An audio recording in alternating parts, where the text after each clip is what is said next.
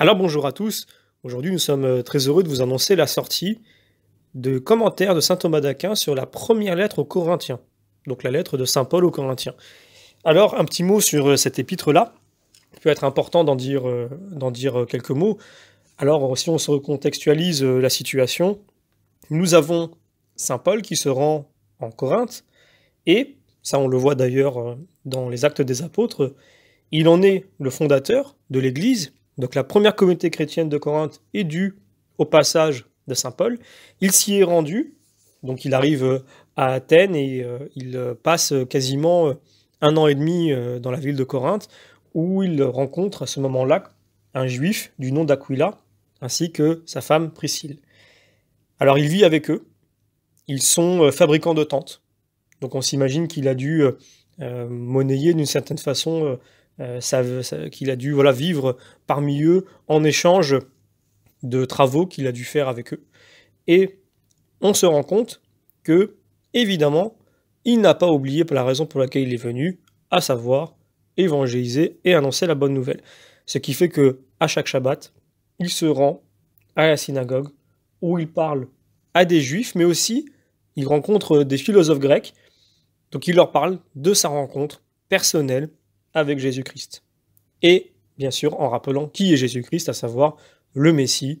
Et là, évidemment, il a face à lui non pas un seul interlocuteur, en la personne des Juifs, il a aussi les philosophes grecs. Et donc c'est très intéressant parce qu'on voit vraiment la rhétorique, l'argumentaire, la réflexion, la logique de saint Paul. Et en cela, la première lettre aux Corinthiens est vraiment très importante. Alors toutes les lettres de saint Paul sont très importantes, évidemment. Celle-ci est vraiment particulière en plus. Et là où c'est très intéressant, c'est qu'elle fait suite à son passage donc sur place.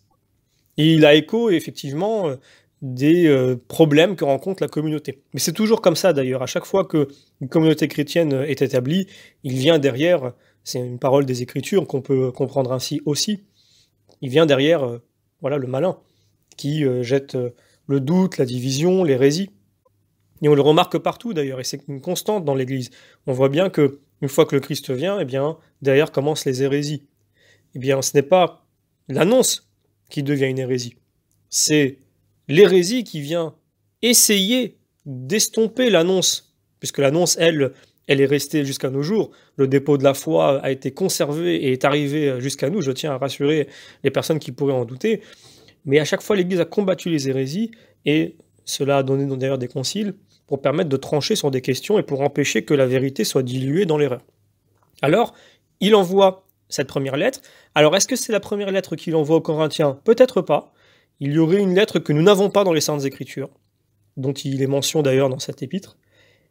Mais en tout cas, celle-ci, nous l'avons bien. Et nous sommes très heureux, nous rendons grâce à Dieu, parce qu'il nous permet d'avoir cette épître d'une grande valeur. Alors, je dis épître, on dit épître ou lettre, les deux marchent. Donc, nous sommes très heureux de pouvoir aujourd'hui vous donner le commentaire de saint Thomas sur cette épître afin de mieux la comprendre, de pouvoir l'approfondir, d'avoir de nouvelles références. Voilà, pour nous c'est très important que les personnes qui souhaitent approfondir leur connaissance des Saintes Écritures puissent le faire à bas coût. C'est vraiment une des lignes que nous souhaitons tenir. Donc le livre est disponible à un tarif très abordable.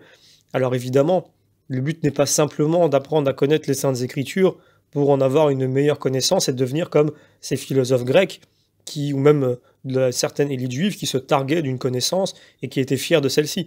Le but, c'est de rentrer plus en profondeur dans la parole de Dieu inspirée, afin de mieux connaître l'auteur, et ainsi de l'aimer davantage. Et donc de grandir, d'accroître sa vie spirituelle par une meilleure connaissance de Jésus-Christ, ou de Dieu tout simplement, par l'intermédiaire des Saintes Écritures. Et ça, c'est vraiment quelque chose de très important. Et nous, dans les publications que nous faisons, ça restera toujours un point central. C'est-à-dire que nous sommes d'abord penchés sur les commentaires des Saintes Écritures.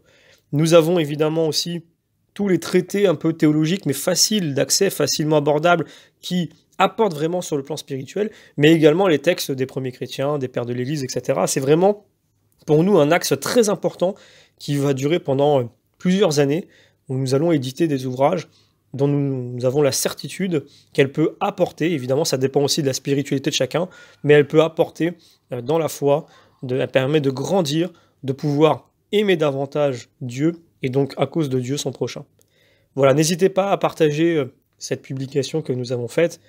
Alors vous pouvez la retrouver évidemment comme toujours sur Amazon et je vous donne d'ores et déjà rendez-vous pour la prochaine sortie que j'annoncerai également cette semaine. Je vous remercie et je vous souhaite une très belle semaine en Jésus-Christ.